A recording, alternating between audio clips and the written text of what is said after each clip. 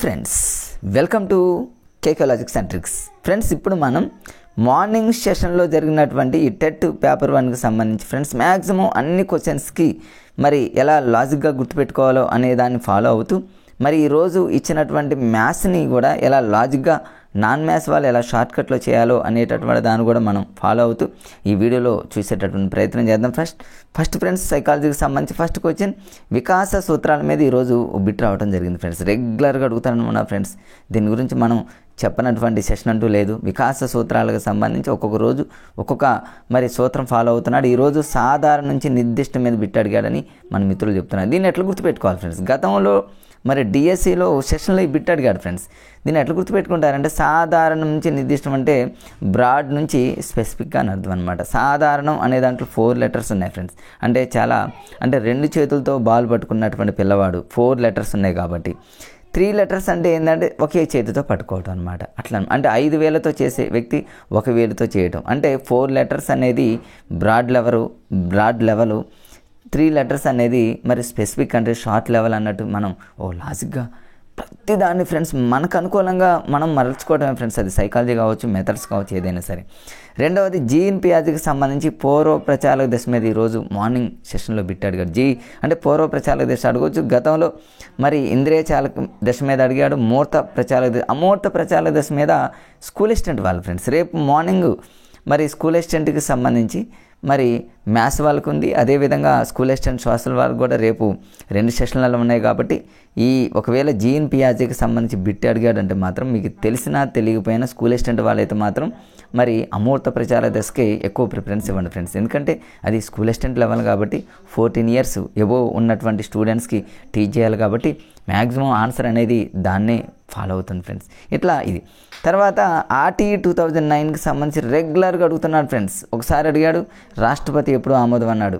ఒకసారి ఏమన్నాడు ఆర్టీఈ 2009కి సంబంధించి కాంబినేషన్లో జనరల్గా ఒక బిట్ ఇచ్చాడు. ఒక సెషన్లో అడిగాడు మరి 28కి సంబంధించి ఒక సెషన్లో అడిగాడు 29కి సంబంధించి ఈరోజు అడిగాడు ఫ్రెండ్స్. నేను నిన్న ఈవినింగ్ సెషన్లో నేను ఇది వస్తుందని ఎక్స్పెక్ట్ చేశాను ఫ్రెండ్స్. అక్కడ ఎక్స్ప్లెయిన్ చేశాను నేను. 17 ఒకటి, 24 ఒకటి, 29 ఒకటి, 30 ఒకటి, ఇట్లా కొన్ని ఉంటాయి. మరి సెక్షన్ 10 అంటే ఏమో 10th క్లాస్ పిల్లల్ని మరి తల్లిదండ్రులు 10th క్లాస్ పిల్లల మీద ఎక్కువగా దృష్టి పెట్టాలనేటటువంటి దాన్ని 10th క్లాస్తో లింక్ పెట్టుకోని మీకు చెప్పాను ఫ్రెండ్స్. 24ని ఎలా గుర్తుపెట్టుకుంటారంటే ఫ్రెండ్స్ 24 అవర్స్ టీచర్స్ కష్టపడుతూనే ఉంటారు. అంటే టీచర్ యొక్క విధి 24 అవర్స్ హార్డ్ వర్క్ చేస్తూనే ఉంటారు. రేపు నేను అనుకునేది ఏంటంటే మరి సెక్షన్ 23 అడగవచ్చు.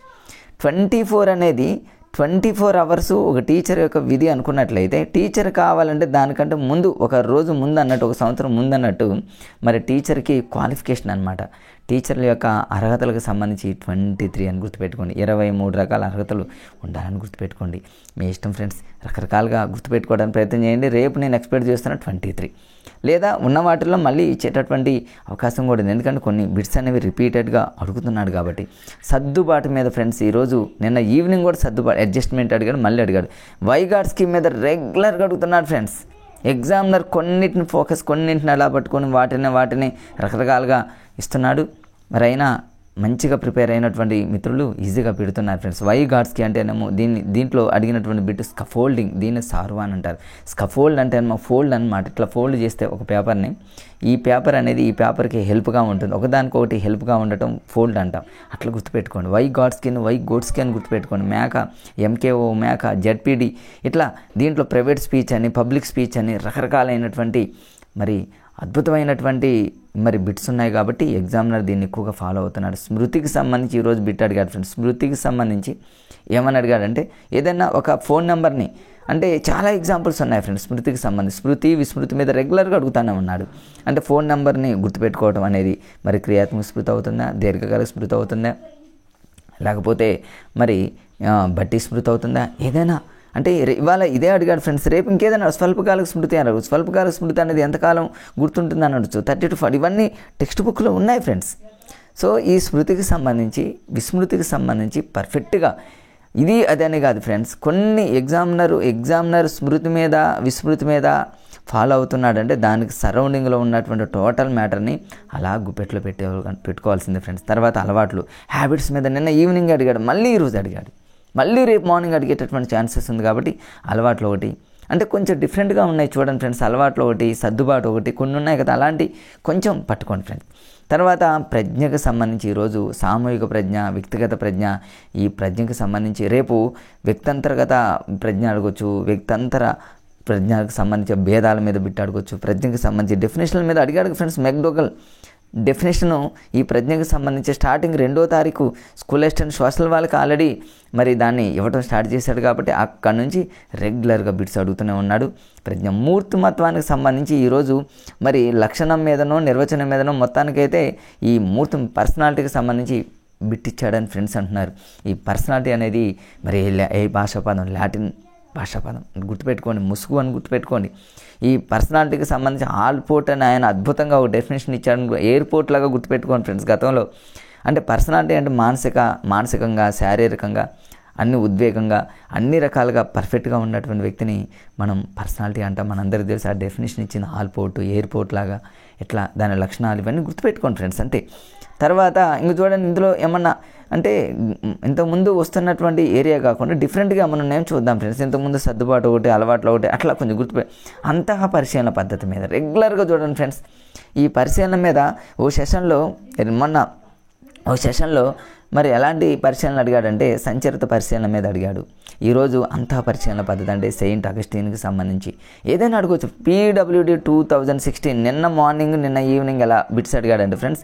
PWD మరి 1995 మీద అడిగాడు. 2016 అనేది స్కూల్ అసిస్టెంట్కి సంబంధించి రేంజ్ అడిగితే ఈరోజు SGTలో దీన్ని అప్లికేషన్ లెవెల్ అంటే వైకల్యాల యొక్క పర్సంటేజ్ మీద బిట్ ఇచ్చాడని మన మిత్రులు అంటున్నారు. దీన్ని అప్లికేషన్ ఈరోజు సెషన్లో, మార్నింగ్ సెషన్లో మరి ఒక సైన్స్కి సంబంధించి, సైకాలజీకి సంబంధించి మ్యాక్సిమం బిట్స్ అప్లికేషన్లో ఇచ్చాడని, అవి కూడా ఈజీగా ఉన్నాయని. తర్వాత టెక్స్ట్ బుక్ పర్ఫెక్ట్గా ఎవరైతే చదువుకుంటారో ఫ్రెండ్స్ వాళ్ళు సెంట్ స్కోర్ చేయగలుగుతున్నారు అనేటటువంటిది వాళ్ళు చెప్తున్న మాటలు మనకు అర్థమవుతుంది. తర్వాత శూన్య బదలాయింపుల మీద బిట్ అడిగారు. నిన్న మార్నింగ్ సంఘర్షణల మీద, కట్ 11 సంఘర్షణ మీద, ఉపగమ అంటే ప్లస్ మైనస్ అని, పాజిటివ్ నెగిటివ్. ఇప్పుడు శూన్య బదలాయింపుల మీద, శూన్య బదలాయింపు కావచ్చు, ద్విపార్శ్వ బదలాయింపు కావచ్చు, ఇట్లా అనమాట. ఈ బదలాయింపుల మీద బిట్ అడుగుతున్నాడు. కాబట్టి ఫ్రెండ్స్ బదలాయింపులను కూడా ఒక లుక్ అయ్యింది. బ్రోనర్ మీద రెగ్యులర్గా అడుగుతాడు. మనం చదివే ఉంటారు మీరు.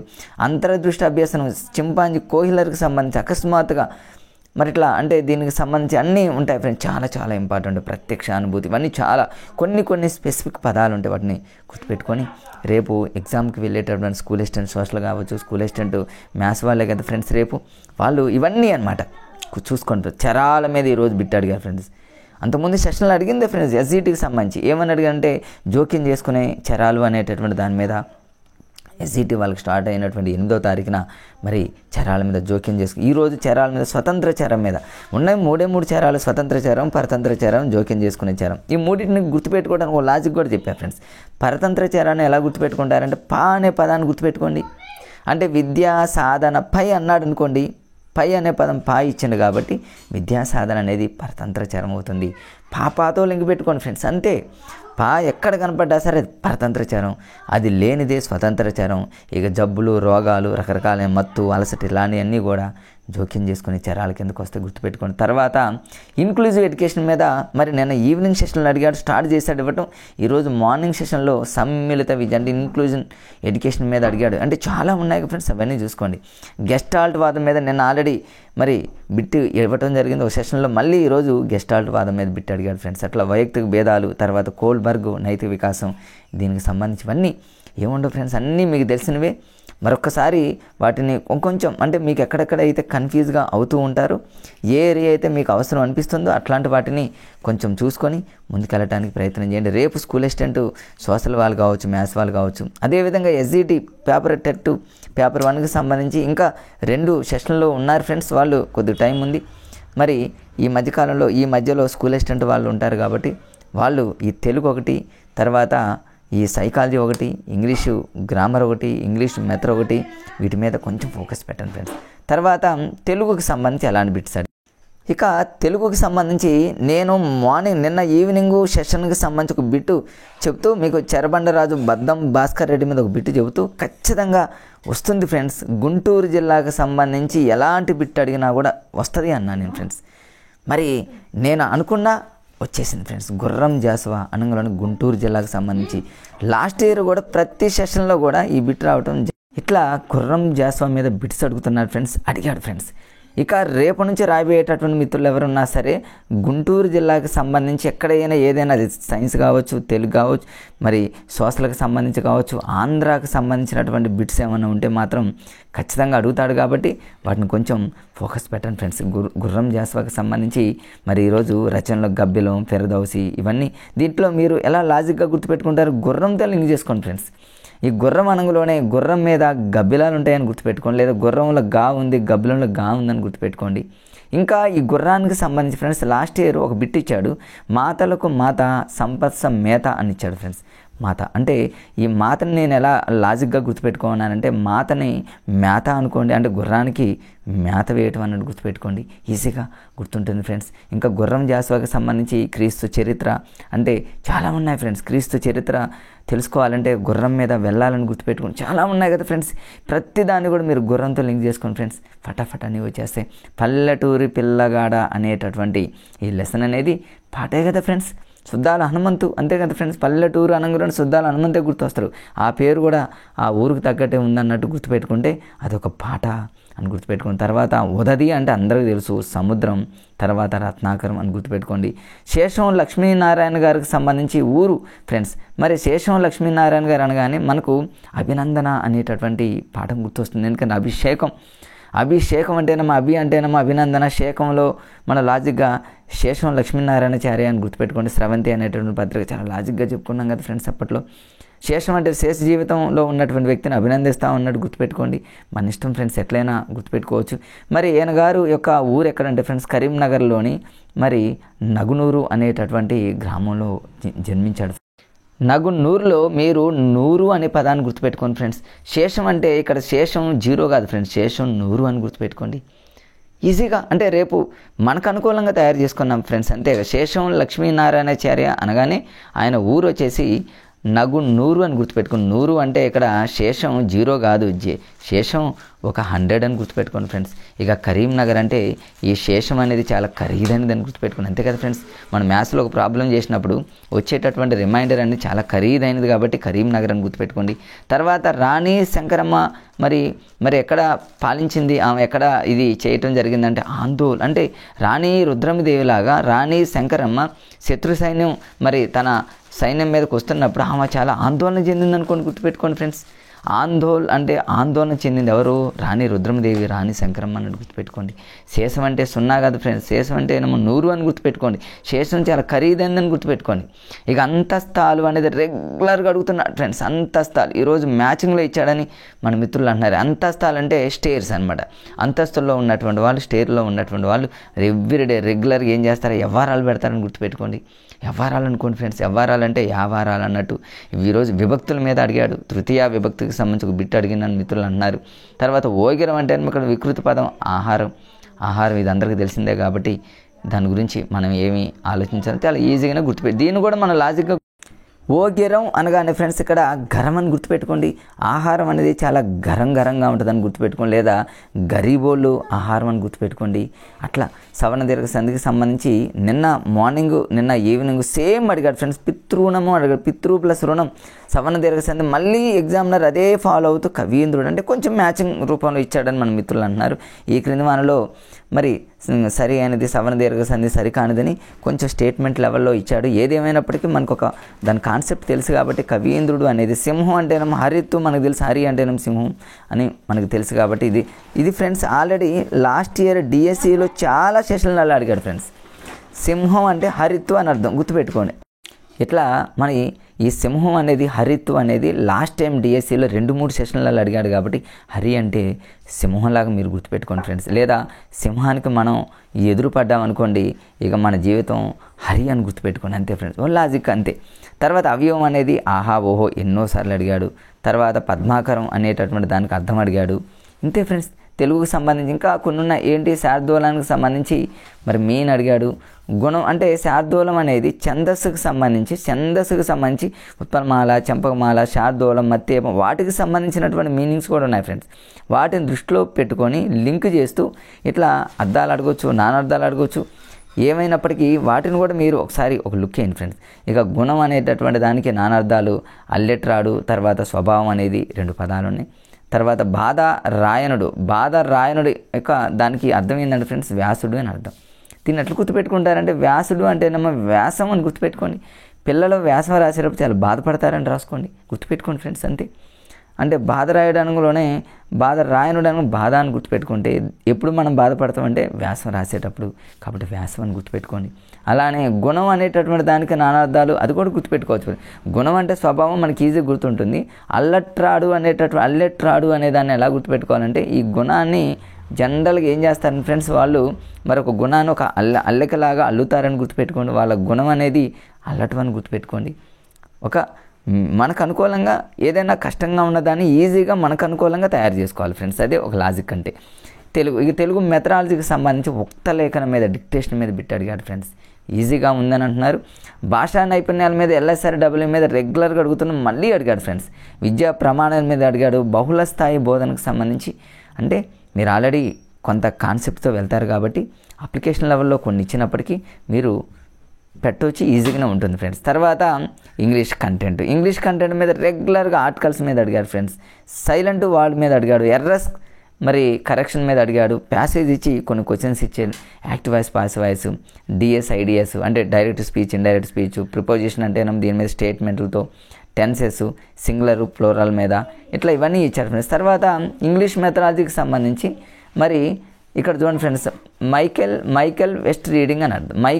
మైకెల్ వెస్ట్ రీడింగ్ అనే దాని మీద Michael west reading friends. Michael west reading అంటే రీడింగ్ మీద అంటే ఇంటెన్సివ్ రీడింగ్ కానీ, ఎక్స్టెంటివ్ రీడింగ్ కానీ ఉన్నాయి కదా ఫ్రెండ్స్. ఈ రీడింగ్ మీద కానివ్వండి, తర్వాత స్పీకింగ్ మీద కానివ్వండి, రైటింగ్ మీద కానివ్వండి, చాలా కొన్ని ఇంపార్టెంట్ పాయింట్స్ ఉన్నాయి. కాబట్టి వాటిని మీరు చూస్తుంటే ఈరోజు ఈ రీడింగ్ మీద, మైకెల్ వెస్ట్ రీడింగ్ మీద బిట్ అడిగిందంటే దాని సరౌండింగ్లో ఉన్నటువంటి టోటల్ మ్యాటర్ని చదువుకొని రేపు ఎగ్జామ్కి వెళ్ళేటటువంటి మిత్రులు ఆ ప్రయత్నం చేయాలి ఫ్రెండ్స్. తర్వాత CC మీద బిట్ అడిగాడు. అది కూడా అకాడమిక్ స్టాండర్డ్ అంటే విద్యా ప్రమాణాల మీద.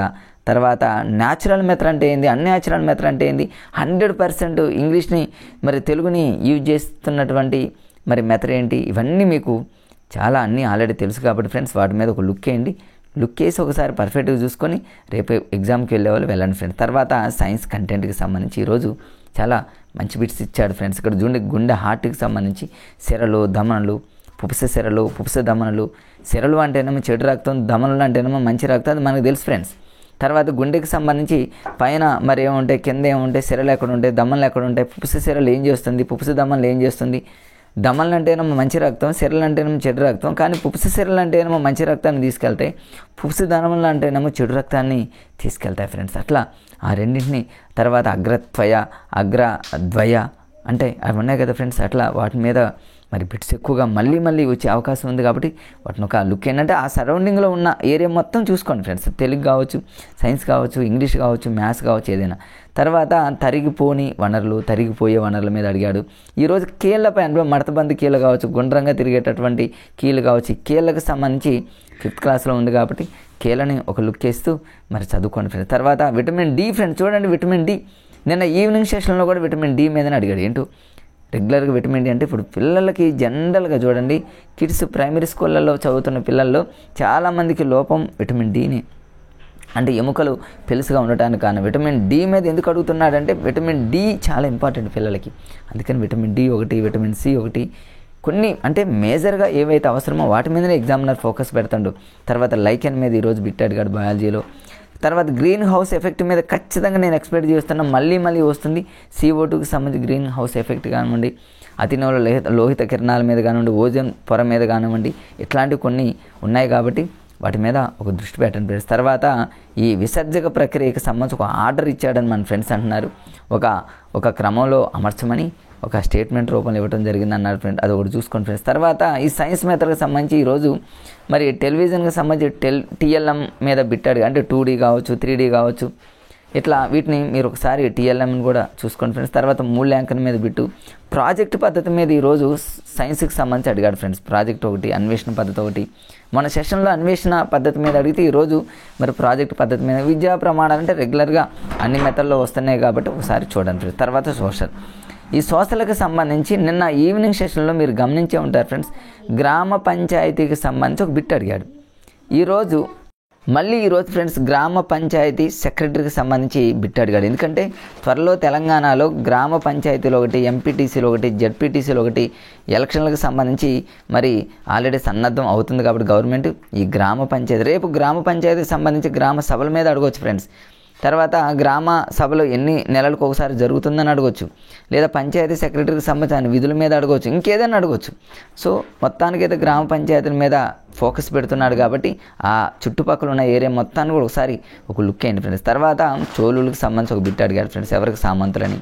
శ్రీకృష్ణదేవరాయల కాలంలో డొమింగో ఫేజు అంటే శ్రీకృష్ణదేవరాయల కాలంలో వచ్చినటువంటి పోర్చుగీస్ నాయకుడు ఎవరు అని అడిగాడు ఫ్రెండ్స్. సరిహద్దులకు సంబంధించి రంగుల మీద బిట్ అడిగాడు ఫ్రెండ్స్. అంటే రెగ్యులర్గా అంతకుముందు సెషన్లో కూడా సరిహద్దులకు సంబంధించి అడుగుతున్నాడు, ఈరోజు రంగుల మీద బిట్ అడిగాడు ఫ్రెండ్స్. జాతీయ ఆహార భద్రతా చట్టం వచ్చింది 2013 మీద అడిగాడు ఫ్రెండ్స్. సుస్థిర పర్యావరణం, దారిద్ర్య రేఖ అంటే ఈ రెండింటిని కాంబినేషన్గా చేస్తూ ఎగ్జామ్లో అడిగాడని ఫ్రెండ్స్ అంటున్నారు. మరి అంటే దారిద్ర్య రేఖ అంటేనేమో ఎగువ హద్దులో ఉన్నవాళ్ళు, దిగువ హద్దులో ఉన్న వాళ్ళని. నెక్స్ట్ చూడండి ఫ్రెండ్స్, ఇక్కడ సావిత్రిబాయి పూలేకి సంబంధించి బిట్ అడిగాడు ఫ్రెండ్స్. నిన్న మార్నింగ్ సెషన్లో దయానంద సరస్వతి మీద బిట్ అడిగాడు. అంటే ఆ సరౌండింగ్లో ఉన్నటువంటి ప్రతి దాని మీద ఎగ్జామినర్ ఫోకస్ పెడుతున్నాడు. కాబట్టి ఇక్కడ సావిత్రిబాయి పూలే అంటేనేమో లేడీస్ అంటే మహిళల కోసం మొట్టమొదటి పాఠశాలను ఏర్పాటు చేయడం జరిగింది. మొట్టమొదటి టీచర్ అని గారి గురించి చాలా ఫేమస్ బిట్స్ ఉన్నాయి, మీ అందరికీ తెలుసు. దాని మీద ఒకసారి దాని సరౌండింగ్లో ఉన్నటువంటి మరి వాళ్ళ గురించి కూడా చదువుకుంటూ ఒకసారి వెళ్ళండి. తర్వాత మెరిడియన్ రేఖ మీద అంటే కాంటూర్ రేఖల మీద ఒక బిట్ అడిగాడు. మళ్ళీ ఇక్కడ మెరిడియన్ రేఖ మీద అండ్ ఒక బిట్ అడిగాడు ఫ్రెండ్స్. తర్వాత ఇంకా సోషల్కి సంబంధించి అంతే ఫ్రెండ్స్, అంతకంటే ఏమీ లేవు. అండ్ తర్వాత నిన్న మార్నింగ్ సెషన్లో మరి భారతదేశంలో ఫేమస్గా ఉన్నటువంటి తార్ ఎడారి మీద ఒక బిట్ అడిగాడు. ఇప్పుడు ఎడారి మీద ఏం బిట్ అడగదు, కానీ వీటి మీద అంటే ఇప్పుడు ఉన్నటువంటి వాటి మీద ఎక్కువగా బిట్స్ రావడం జరిగింది. ఇప్పుడు పటాల మీద మెథడాలజీకి సంబంధించి పటాల మీద ఒక బిట్ రావడం జరిగింది. రెగ్యులర్గా అడుగుతున్నాం ఉన్నారు ఫ్రెండ్స్. గ్లోబ్లో ఒకటి, పటాలు ఒకటి, ప్రణాళికలు ఒకటి, లక్ష్యాల స్పష్టీకరణ, తర్వాత నిర్వచనం, ఈ జనరల్గా వస్తూనే ఉంటాయి. కాబట్టి ట్రైమేటర్ కింద మీరు చదువుతారు. కాబట్టి ఒకసారి మేజర్గా ఏవైతే వస్తున్నాయో వాటి మీద ఎక్కువగా మరి మీరు ఫోకస్ పెట్టి ప్రిపేర్ అవ్వండి ఫ్రెండ్స్. తర్వాత ఇప్పుడు చూద్దాం మ్యాథ్స్కి సంబంధించి ఫ్రెండ్స్. ఇక మ్యాథ్స్ రేపు ఒక సెషన్లో మ్యాథ్స్ వాళ్ళకి, స్కూల్ అసిస్టెంట్ వాళ్ళకి మ్యాథ్స్ ఉంది. కాబట్టి మరి ఎగ్జామినరు ఈ ఎస్జిటి వాళ్ళకి తయారు చేసిన మ్యాథ్స్ పేపర్ని అదే ఎగ్జామినర్ మరి స్కూల్ అసిస్టెంట్ వాళ్ళకి మ్యాథ్స్ ఫాలో అవుతాడు. కాబట్టి ఇవే టాపిక్స్ మీద కొంచెం ఎక్స్ట్రాడినరీగా ఫ్రెండ్స్ 8th, 9th, 10th అట్లా. ఇప్పుడు సాంఖ్యక శాస్త్ర పితామహుడు అడిగారు ఫ్రెండ్స్. దీనికి ఆన్సర్ సర్ రొనాల్డ్ ఎ ఫిషర్. దీన్ని ఎట్లా గుర్తుపెట్టుకోవాలి? ప్రతిదాన్ని కూడా ఒక నాన్ మ్యాథ్స్ స్టూడెంట్ ఎలా ఈజీగా చేయొచ్చు ఈరోజు ఇచ్చినటువంటి మ్యాథ్స్ని మనం చూసే ప్రయత్నం చేద్దాం ఫ్రెండ్స్. సాంఖ్యక శాస్త్ర పితామహుడు సర్ రొనాల్డ్ ఎ ఫిషర్. ఎట్లా గుర్తుపెట్టుకుంటారంటే సాంఖ్యక శాస్త్రాన్ని బోధించేటటువంటి ఉపాధ్యాయుడు మరి సండే రోజును ఖాళీ టైంలోనూ మరి ఫిష్ కొంటాడను లేకపోతే ఫిష్ తీసుకుంటాడను మీ ఇష్టం ఫ్రెండ్స్, అట్లా గుర్తుపెట్టుకోండి. అంటే సాంఖ్యక శాస్త్రానికి సంబంధించి సర్ రొనాల్డ్ ఎ ఫిషర్ అయినా అది అందరికీ తెలుసు. దాని మీద పెద్ద కష్టమేం కాదు. సెకండ్ ఈరోజు అడిగినటువంటి రెండో బిట్టు 32 సెంటీమీటర్ల పొడవు గల తీగతో సంథింగ్ పొడవు వెడల్పు ఉన్నటువంటి వాటితో ఎన్ని దీర్ఘ చతురస్రాలను నిర్మించవచ్చు అంటే దీన్ని జనరల్గా ఎలా చేస్తారంటే ఫ్రెండ్స్ 32 అనంగులోనే తీగ అనేది మరి దాని చుట్టుకొలత అనంగులోనే మనందరికీ తెలుస్తుంది. తీగ దీర్ఘ చతురస్రానికి చుట్టుకొలత అంటే 2f+b ఇవన్నీ చేయనవసరం లేదు. ఆ 32ని ఆఫ్ చేస్తే 216 అంటే 16 వస్తుంది. అంటే రెండు విలువలను 16గా మనం సెట్ చేస్తూ మొత్తం 8 చేయగలం. అదంతా కూడా అవసరం లేదు. షార్ట్ కట్ ఒకటి ఉంది. 32 సెంటీమీటర్లు అనగానే రెక్టాంగిల్ అంటే దీర్ఘచతురస్రం కాబట్టి దీర్ఘచతురస్రానికి 4 సైడ్స్ ఉంటాయి. కాబట్టి 2 లెంత్లు 2 బ్రెడ్స్ ఉంటాయి. కాబట్టి ఆ 4తో డివైడ్ చేయండి ఫ్రెండ్స్, అదే ఆన్సర్. అంటే 4 8 జర్ ఆన్సర్. అంటే ఆన్సర్ వచ్చేసి 8 ఆన్సర్. అంతే ఫ్రెండ్స్, రెండో దానికి ఆన్సర్ 8. తర్వాత రాంబస్ వైశాల్యం మీద ఈరోజు బిట్ అడిగాడు ఫ్రెండ్స్. రాంబస్ వైశాల్యం అనగా A = ½ × D1 × D2 అని అర్థం. అంటే ఎగ్జామినరు మరి ఎగ్జామ్లో ఎలాంటి బిట్ ఇచ్చాడంటే రాంబస్ వైశాల్యం ఆల్రెడీ ఇచ్చి కర్ణం అందులో డయాగోనల్ ఒక కర్ణం ఇచ్చేసి ఇంకొక కర్ణాన్ని కనుక్కోమని ఒక బిట్ ఇచ్చాడని ఫ్రెండ్స్ అంటున్నారు. కాబట్టి ఏదేమైనప్పటికీ రాంబస్ వైశాల్యానికి సంబంధించి ఈరోజు అడిగాడు. రేపు ట్రెపీజియం అడగొచ్చు, చతుర్భుజం అడగొచ్చు, సమాంతర చతుర్భుజం అడగొచ్చు. అంటే ఆ ఏరియా మీద ఫోకస్ పెడుతున్నాడు కాబట్టి అట్లా చూసుకోండి ఫ్రెండ్స్. నెక్స్ట్ ఇంకొక 2 సెషన్లో ఎస్జిటి వాళ్ళు ఉన్నారు. కాబట్టి స్కూల్ అసిస్టెంట్ కూడా ఇదే ఏరియాని దృష్టిలో పెట్టుకొని 8th, 9th, 10th. ఇక త్రిభుజాన్ని ఒక వృత్త వ్యాసము 8 చాలా ఈజీగా ఉన్నటువంటి బిట్ ఇచ్చాడు ఫ్రెండ్స్. 8 సెంటీమీటర్లు అయితే దాని వ్యాసార్థం ఎంత? మరి వ్యాసంలో ఇది వృత్తం కదా ఫ్రెండ్స్. ఇది ఒక త్రిభుజంలో మరి వృత్తంలో అతి పెద్ద జ్ఞానం ఏమంటారంటే వ్యాసం అని అంటారు. ఈ వ్యాసంలో సగాన్ని వ్యాసార్థం అంటారు కాబట్టి సగం చేయాలి కాబట్టి 8/2 అంటేనేమో 4 అనేది దాని ఆన్సర్ అవుతుంది ఫ్రెండ్స్. ఒక త్రిభుజాన్ని నిర్మించాలంటే నిన్న మార్నింగ్ సెషన్లో బిట్ అడిగారు ఫ్రెండ్స్ త్రిభుజ కొలతలకు సంబంధించి. ఒక త్రిభుజాన్ని నిర్మించాలంటే 2 కండిషన్లు ఫాలో అవ్వాలి. అంటే ఏవైనా 2 భుజాల మొత్తం 2 కోణాల మొత్తం మిగిలిన 2 అంటే ఏవైనా 2 భుజాల మొత్తం మిగిలిన భుజం 3వ భుజం కంటే ఎక్కువన్నా ఉండాలి, లేదా ఏవైనా 2 భుజాల భేదం 3వ భుజం కంటే తక్కువన్నా ఉండాలి. మొత్తం అంటేనేమో ఎక్కువ ఉండాలి, భేదం అంటేనేమో తక్కువ ఉండాలి. ఈ కండిషన్ ఫాలో అవుతూ ఒక బిట్ ఇవ్వడం జరిగింది. ఫ్రెండ్స్ అంతా చేసే ఉంటారు, ఈజీగానే ఉంటుంది ఫ్రెండ్స్. తర్వాత ఇంకొక బిట్ ఇచ్చేసి పొడవు 4 సెంటీమీటర్లు వెడల్పు ఇచ్చిండు ఫ్రెండ్స్, ఎత్తిచ్చిండు. అంటే లెంత్ బ్రెడ్త్ హైట్ ఇచ్చి ఇక్కడ క్యూబాయిడ్కి సంబంధించి వాల్యూమ్ కనుక్కో అన్నాడు ఫ్రెండ్స్. అంటే దీర్ఘఘనం యొక్క ఘనపరిమాణం కనుక్కో అన్నాడు. దాని ఫార్ములా V = LBH. దాంట్లో మనం సింప్లిఫై చేస్తే ఆన్సర్ అయిపోతుంది ఫ్రెండ్స్. ఒక ఆన్సర్ అడిచాడు. దీన్ని కూడా మనం షార్ట్కట్లోనే చేయాలి ఫ్రెండ్స్, చాలా తక్కువ టైం ఉంటుంది కదా. V = LBH రాసిన తర్వాత 4 × 2 × 5 రాస్తాం ఫ్రెండ్స్. దీన్ని యూనిట్ డిజిట్ చూసుకోవాలి. ఇదంటే ఈజీగా ఉంది. రేపు ఇంకేమైనా డిఫరెంట్ మల్టిప్లికేషన్ పెద్దగా ఉండేటటువంటిది ఇస్తే యూనిట్ డిజిట్ అంటే ఏంది 5 2 0 10 అంటే 10లో యూనిట్ డిజిట్ 0 0 4 0 0 అంటే యూనిట్ డిజిట్ 0 ఉన్నదే ఆన్సర్. యూనిట్ డిజిట్ ఇక్కడ 0 28 లేదు, ఇక్కడ 45 లేదు, అంటే 40 కానీ 50 కానీ ఈ రెండింటిలోనే ఆన్సర్. అంటే ఒక రెండింటిని మనం ఎలిమినేషన్ చేయగలిగాం. ఏమో ఒక్కొక్కసారి ఒకటే ఇవ్వచ్చేమో నాన్ మ్యాథ్స్ వాళ్ళని దృష్టిలో పెట్టుకొని. అందుకని మ్యాక్సిమం కొంచెం సింప్లిఫికేషన్ దగ్గరికి వచ్చినప్పుడు యూనిట్ డిజిట్ కానీ డిజిటల్ సమ్ కానీ ఈవెన్ ఆడ్ కానీ కొన్ని ఉన్నాయి ఫ్రెండ్స్. అట్లాంటి వాటిని అలాంటి లాజిక్స్ని యూజ్ చేస్తే మన టైం అనేది చాలా తగ్గించుకోవచ్చు, పర్ఫెక్ట్గా మనం ఆన్సర్ చేయొచ్చు ఫ్రెండ్స్. అసలు 5000 రూపీస్ అన్నాడు, కాలము 2 years అన్నాడు, వడ్డీ రేట్ ఇచ్చి బారు వడ్డీ అని సింపుల్ ఇంట్రెస్ట్ అడిగారు. సింపుల్ ఇంట్రెస్ట్ I = PTR/100 మనకు తెలుసుగా ఫ్రెండ్స్. అందులో ప్రిన్సిపల్ వేస్తాం, తర్వాత కాలం, తర్వాత రేట్ ఆఫ్ ఇంట్రెస్ట్ అంటే వడ్డీ రేటు, ఆ మూడింటిని చేస్తే ఇక్కడ రాసే కదా ఫ్రెండ్స్. ఇక్కడ చేసా చూడండి, అది సింప్లిఫై చేస్తే అయిపోతుంది. పెద్ద కష్టమేం కదా, అందరూ నాన్ మ్యాథ్స్ వాళ్ళని ఈజీగా చేసుకోవచ్చు. ఈరోజు బారు వడ్డీ మీద, నిన్న చక్రవడ్డీ మీద, అంటే చక్రవడ్డీకి సంబంధించి ఫార్ములా అడగవచ్చు ఫ్రెండ్స్. అంటే A = P × 1 + R/100 ఈ మధ్యకాలంలో చాలామంది లాజిక్లతో మరి షార్ట్కట్లతో ఫాలో అవుతూ ఫార్ములాస్ని మర్చిపోతున్నారని ఎగ్జామినర్ ఏం చేస్తుందంటే ఫార్ములాస్ మీద ఫోకస్ పెడుతున్నాడు. ఖచ్చితంగా ఫార్ములాస్ వీళ్ళు చదవరేమో అనే ఉద్దేశంతో. సో ఫ్రెండ్స్, ఫార్ములాస్ని చదవండి, లాజిక్గా షార్ట్కట్లో చేయండి. రెండింటిని ఈక్వల్గా బ్యాలెన్స్ చేస్తేనే మన మ్యాథ్స్లో ముందంజలో ఉంటాం ఫ్రెండ్స్. తర్వాత ప్రాఫిట్ అండ్ లాస్ మీద, ప్రాఫిట్ పర్సంటేజ్ లాస్ పర్సంటేజ్ మీద బిట్ అడిగాడు. దీన్ని ఎలాగైనా మీరు చేయగలరు. Okay friends. తర్వాత ఫ్రాక్షన్స్ మీద 3/2 + 5/4 + 7/8 మీద బిట్ అడిగాడు ఫ్రెండ్స్. ఇది నాన్ మ్యాథ్స్ వాళ్ళు కూడా చేయొచ్చు. కాకపోతే టైం కిల్లింగ్ లాగా కొంచెం 2-3 పెంచి ఒక మైనస్, ఒక ఇంటూ, ఒక డివిజన్ ఇస్తే నాన్ మ్యాథ్స్ వాళ్ళు కన్ఫ్యూజ్ అవుతారు. కాబట్టి వీటిని కూడా లాజిక్, ఒకవేళ టైం తక్కువగా ఉంది ఫ్రెండ్స్, తక్కువ టైంలో నాన్ మ్యాథ్స్ వాళ్ళు దీన్ని కరెక్ట్ చేయాలి. ఎలా అంటే మీకు ఒక లాజిక్ చెప్పా ఫ్రెండ్స్ మార్నింగ్. ఇట్లాంటివి చాలా ఉన్నాయి. నా మ్యాథ్స్కి సంబంధించిన నా క్లాసులు మరి ప్లేలిస్ట్లో ఉన్నాయి చూడండి ఫ్రెండ్స్. అన్నీ ఉన్న లాజిక్తోనే చెప్పా ఫ్రెండ్స్. ఎక్కడా కూడా నేను ఎక్స్ప్లెయిన్ చేయలేదు, జస్ట్ అట్లా చూస్తూనే ఆన్సర్లు పెట్టేటటువంటి లాజిక్లు.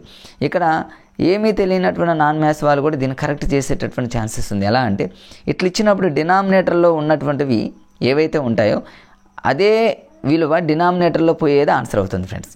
అంటే ఇక్కడ డినామినేటర్లో 8 ఉంది కాబట్టి ఫ్రెండ్స్, ఇక్కడ డినామినేటర్లో 2 ఉంది, 2 4 జార్ పోయింది, 4 ఉంది, 4 2 జార్ పోతుంది, 8 ఉంది, 8 1. అంటే ఈ డినామినేటర్లో ఉన్న 3 నంబర్స్ అనేది మనకు ఆన్సర్లో ఉన్న డినామినేటర్లో పోతుంది కాబట్టి సో 29 అంటే కనీసం ఒక 2 ఆప్షన్లైనా మనం ఎలిమినేట్ చేయొచ్చు. మన అదృష్టం ఉంటే 3టిని కూడా ఎలిమినేషన్ చేయొచ్చు. కాబట్టి అట్లా చూసుకోండి ఫ్రెండ్స్. అట్లా దీన్ని ఎల్సిఎం జనరల్గా అయితేనేమో ఎల్సిఎం చేస్తాం ఫ్రెండ్స్. మనం ఎల్సిఎం చేసేటప్పుడు కూడా మీకు తెలుసు ఫ్రెండ్స్, ఈ 3టిలో డినామినేటర్లో ఉన్న 3టిలో బిగ్ వాల్యూ ఏదైతే ఉందో ఆ బిగ్ నెంబర్లో మిగతా నెంబర్లు కనుక పోతే అదే ఎల్సిఎం, అదే కసాగు. అంటే ఇక్కడ 8 ఉంది ఫ్రెండ్స్, 8లో 2 టేబుల్ 2 4 జార్ పోయింది, 4 ఉంది, 4 2 జార్ పోతుంది కాబట్టి ఆటోమేటిక్గా 8 అనేది ఎల్సిఎం అవుతుంది, కసాగు అవుతుంది. అంటే ఇక హెచ్సిఎఫ్ మీద కూడా ఈరోజు బిట్ అడిగారు ఫ్రెండ్స్. ఇంకొక బిట్ చూడండి ఫ్రెండ్స్, ఫ్రాక్షన్స్ మీద అడిగినటువంటి బిట్ ఏంటంటే 9/5, 7/3లో ఏది పెద్దది ఏది చిన్నది. రేపు అసెండింగ్ ఆర్డర్ డిసెండింగ్ ఆర్డర్, ఫ్రాక్షన్స్లో అసెండింగ్ ఏంటి డిసెండింగ్ ఏంటి అడగవచ్చు. అంటే ఈ ఏరియా మీద ఆల్రెడీ ఫోకస్ పెడుతున్నాడు కాబట్టి అడగవచ్చు. అంటే నెక్స్ట్ త్వరలో రాయబోతున్నటువంటి ఎస్జిటి పేపర్ వాళ్ళకి ఈ 9/5, 7/3లో ఏది పెద్దది ఏది చిన్నదంటే ఏమీ లేదు ఫ్రెండ్స్, జస్ట్ ఇట్లా క్రాస్ మల్టిప్లై చేసుకోవటమే. 3 9 జార్ అంటేనేమో 27, 5 7 జార్ అంటేనేమో 35. ఆటోమేటిక్గా 35 అనేది బిగ్ నెంబర్ కాబట్టి ఇక్కడ 7/3 అనేది బిగ్ అవుతుంది, 9/5 అనేది స్మాల్ అవుతుంది. అట్లా గుర్తుపెట్టుకొని తర్వాత ఇంకొక బిట్, ఈరోజు పవర్స్ అండ్ ఎక్స్పోనెంట్ అంటే ఘాతాంకాల మీద 5 x = 1000 అయితే 5 x + 2 విలువ ఎంత ఇచ్చాడట ఫ్రెండ్స్. దీన్ని ఎట్లా రాయాలంటే ఈ 5 x + 2ని a⁻m+n ఒక ఫార్ములా ఉంది కదా ఫ్రెండ్స్, దాన్ని ఎలా రాస్తాం, a⁻m × a⁻n రాస్తాం. జస్ట్ అట్లా లాజిక్, అసలు ఆ ఫార్ములా తెలియకపోయినా కూడా జస్ట్ దీన్ని విడదీస్తున్నట్లు 5 x × 5/2. ఇక 5 x × 5/2, 5² అంటేనేమో 25 కాబట్టి 25 × 5 x ఆల్రెడీ 1000 ఇచ్చింది కాబట్టి 1000 × 25 ఉంటుంది 25,000. అంతే ఫ్రెండ్స్, ఈజీగా చేసుకోవచ్చు. ఈరోజు 10, 20, 30 యొక్క హైయెస్ట్ కామన్ ఫ్యాక్టర్ గసాబా అడిగాడు ఫ్రెండ్స్. గసాబా ఈజీగా చేసుకోవచ్చు ఫ్రెండ్స్, ఏవైనా రెండు నంబర్స్ మధ్య గ్యాప్ తీసుకొని సరిపోతుంది. అంటే 10కి 20కి మధ్య గ్యాప్ 10 కాబట్టి ఆ 10 గసాబా అవుతుంది. తర్వాత ఎల్సిఎం హెచ్సిఎఫ్ మీద కాంబినేషన్లో బిట్ అడిగాడు ఫ్రెండ్స్. ఈ కాంబినేషన్లో బిట్ అడిగినప్పుడు దానికి ఒక జనరల్ ఫార్ములా ఉంది కదా ఫ్రెండ్స్, ఎల్సిఎం × హెచ్సిఎఫ్ = ఆ రెండు నంబర్ల మల్టిప్లికేషన్, ఆ రెండు నంబర్ల లబ్ధం అని అర్థం. అంటే రెండు సంఖ్యల లబ్ధము = కసాగు ఇంటూ తెలుగులో అయితేనేమో గసాబా అని అంటారు. ఆ ఒక్క ఫార్ములాతోనే ఈ 6th క్లాస్లో ఉన్న లెక్కలు మొత్తం చేసుకోవచ్చు ఫ్రెండ్స్. ఇవి ఈరోజు మ్యాథ్స్లో అడిగినటువంటి ప్రాబ్లమ్స్ అన్నమాట. మ్యాథ్స్ని ఒక లాజిక్గా చదువుకుంటూ ఫార్ములాస్ని మంచిగా నీట్గా చదువుకుంటూ రాసుకొని ఇటు ఫార్ములాస్ అటు లాజిక్లు రెండింటిని కాంబినేషన్లో కనుక ఎవరైతే వెళ్తారో నాన్ మ్యాథ్స్ అని లేదు ఫ్రెండ్స్, మ్యాథ్స్ అని లేదు, ఎవరైనా ఒకటే ఫ్రెండ్స్, ఎవరైనా చేయగలరు, కాకపోతే దాని మీద ఇంట్రెస్ట్ ఉండాలంతే. తర్వాత ఇక్కడ మ్యాథ్స్ మెథడాలజీకి సంబంధించి ఈరోజు టీఎల్ఎం మీద బిట్ అడిగాడు. అంటే రెగ్యులర్గా అడుగుతున్నాడు ఫ్రెండ్స్ టీఎల్ఎం మీద. అంటే ఇక్కడ జియో బోర్డు కానివ్వండి, రకరకాల నేపియర్ పట్టికలు కానివ్వండి, మరి ఇట్లా భిన్నాల చట్టం మీద కానివ్వండి, ఇట్లా మరి ఘనాకారపు కడ్డీల మీద కానివ్వండి, ఇట్లా ఏ విధంగా మొత్తం మీద మ్యాథ్స్కి సంబంధించి టీఎల్ఎం మీద ఎక్కువ ఫోకస్ పెడుతున్నాడు. దాన్ని కొంచెం చూసుకొని ప్రయత్నం చేయండి ఫ్రెండ్స్. నిగమన పద్ధతి మీద అడిగాడు. మొన్న విశ్లేషణ, అంతకుముందు ఆగమన పద్ధతి, ఈరోజు నిగమన పద్ధతి. నిగమన అనగులో నిస్సాని అని గుర్తుపెట్టుకోండి ఫ్రెండ్స్. ఆగమన అంటేనేమో ఆ నిసా అని గుర్తుపెట్టుకోండి. లాజిక్లో ఎన్నో చెప్పా ఫ్రెండ్స్ మీకు. ఆ నిసా అంటేనేమో ఆగమన పద్ధతి, నీ అంటేనేమో నిర్దిష్టం నుంచి సామాన్య అనుభూతుంది. నిస్సాని అంటేనేమో నీ అంటేనేమో నిర్దిష్టం, సా అంటే నీ అంటేనేమో నిగమన పద్ధతి, సా అంటేనేమో సాధారణ నుంచి, నీ అంటేనేమో నిర్దిష్టానికి పోతుంది. అంటే ఆగమన పద్ధతి అనేది ఉదాహరణ నుంచి సూత్రానికి పోతుంది. అట్లా గుర్తుపెట్టి తెలిసిన దాని నుంచి తెలియని దానికి, ఇది నిగమన అయితేనేమో తెలియని దానికి తెలిసిన దానికి. అంటే ఈ రెండింటిని కన్ఫ్యూజ్ చేస్తూ విశ్లేషణ సంశ్లేషణ మీద అడుగుతాడు ఫ్రెండ్స్. అదేవిధంగా ఆగమన పద్ధతిని ఇంకా కన్ఫ్యూజ్ చేస్తూ ప్రయోగాత్మక పద్ధతి మీద అడుగుతాడు. అంటే ఎగ్జాంపుల్స్ని దృష్టిలో పెట్టుకొని ఇస్తాడు ఫ్రెండ్స్. అంటే ఎక్కువగా ఏదైనా 3Dకి సంబంధించి ఏది ఇచ్చినా కూడా అది ప్రయోగాత్మక పద్ధతి అవుతుంది, 2Dకి సంబంధించి ఇస్తే మాత్రం అది ఆగమన పద్ధతి అవుతుంది అనేది గుర్తుపెట్టుకోండి. ప్రయోగాలతో చేస్తేనేమో అది ప్రయోగాత్మక పద్ధతి, జనరల్గా ప్రూవ్ చేస్తేనేమో అది ఆగమన పద్ధతి. ఇట్లాంటి లాజిక్స్ మనం ఎన్నో చెప్పుకున్నాం ఫ్రెండ్స్. విశ్లేషణ సంశ్లేషణ ఒక చిన్న లాజిక్ ఉంటుంది, ఆ లాజిక్తోనే మనం అన్నీ కనుక్కునేటటువంటి విధానాలు చాలా చెప్పుకున్నాం ఫ్రెండ్స్. తర్వాత విలువలకు సంబంధించిన నిర్వచనం రెగ్యులర్గా అడుగుతున్నారు ఫ్రెండ్స్. బ్రెస్లిచ్ యొక్క అంటే ఏమో సాంస్కృతిక విలువ అంటే రకరకాలైనటువంటి విలువల మీద ఉన్నాయి ఫ్రెండ్స్. అన్ని విలువల మీద ఏదో రకంగా బిట్టిస్తున్నాడు కాబట్టి అసలు మ్యాథ్స్ మెథడాలజీ అంటేనే చాలా నిర్వచనాలు ఉన్నాయి. గణితం అనేది ఒక అర్థం లాంటిదని రకరకాలైనటువంటి నిర్వచనాలు ఉన్నాయి, వాటిని ఫాలో అవ్వండి ఫ్రెండ్స్. తర్వాత బ్లూమ్స్ టాక్సానమీ మీద బిట్ అడిగాడంటే మరి జ్ఞానాత్మక, భావవేశ, మానసిక చలనాత్మక రంగం మీద ఇవన్నీ చూసుకోండి ఫ్రెండ్స్. తర్వాత విద్యా ప్రమాణాల మీద కూడా ఎక్కువగా బిట్స్ ఫోకస్ పెడుతున్నాడు, మనం గమనిస్తూనే ఉన్నాం. అంటే మెథడాలజీ అనగానే మనం ఎక్కువగా చూడండి తెలుగు మెథడాలజీ అంటే ఏంటంటే ఫ్రెండ్స్, తెలుగు మరికి సంబంధించిన నిర్వచనాలు కావచ్చు, అట్లా మరి కొన్ని ఏదైనా మెథడాలజీకి సంబంధించి కొంత సమాచారాన్ని పర్ఫెక్ట్గా మనం చదువుకుంటే ఎట్లాంటి మెథడాలజీ అయినా ఎలాంటి బిట్ ఇచ్చినా కూడా మనం అప్లికేషన్లో మనం చేయొచ్చు ఫ్రెండ్స్. ఇట్లా మరి ఈరోజు చాలా మంచిగా అంటే ఏదేమైనప్పటికీ కొంచెం తెలుగు అనేది మనకి ఈజీగా ఉంటుంది. మిగతా సైన్స్ కానివ్వండి, సైకాలజీ కానివ్వండి, కొంచెం కంటెంట్ల పరంగా అప్లికేషన్ రూపంలో ఇచ్చిన టెక్స్ట్ బుక్ అనేది ప్రామాణికం, మెటీరియల్ అనేది second option friends. Text book ఎవరైతే చదువుతారో రేపు చూడండి టెట్ స్కోర్ ఎక్కువగా వచ్చిన వాళ్ళని ఇంటర్వ్యూ తీసుకున్న వాళ్ళని మీరు చూడండి యూట్యూబ్లో కానీ వాడన్నా ఖచ్చితంగా వాళ్ళు చెప్పేది ఒకటే, నేను టెక్స్ట్ బుక్ని పర్ఫెక్ట్గా చదివాను కాబట్టి నేను స్టేట్లో టాప్ రాగలిగాను, డిఎస్సిలో స్టేట్ టాప్ వచ్చానంటే కారణం టెక్స్ట్ బుక్కే ప్రామాణికంగా చదివాము అనేటటువంటి అంటారు. కాబట్టి ఫ్రెండ్స్ టెక్స్ట్ బుక్కే మనకి లైఫ్ కాబట్టి టెక్స్ట్ బుక్ని పర్ఫెక్ట్గా చదువుకోండి.